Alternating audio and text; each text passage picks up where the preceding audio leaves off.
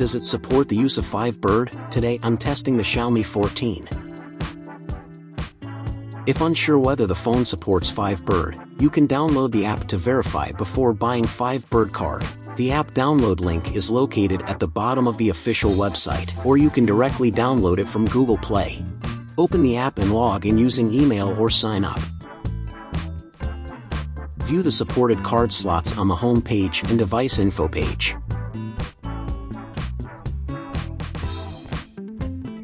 Received a 5Bird card with installation steps, customer service contact details, and a QR code for the official website. Once inserted, wait for the app to refresh. Click the right bottom icon, Support Scan to download eSIM. And manage the installed eSIM by swiping left.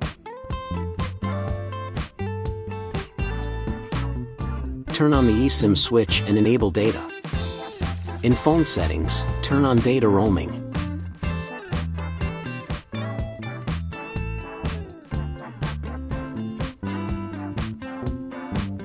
Let's check the internet speed now. I'm using a speed test to test the Asian 1 GB data of Mogo eSIM. Overall, the internet speed is decent.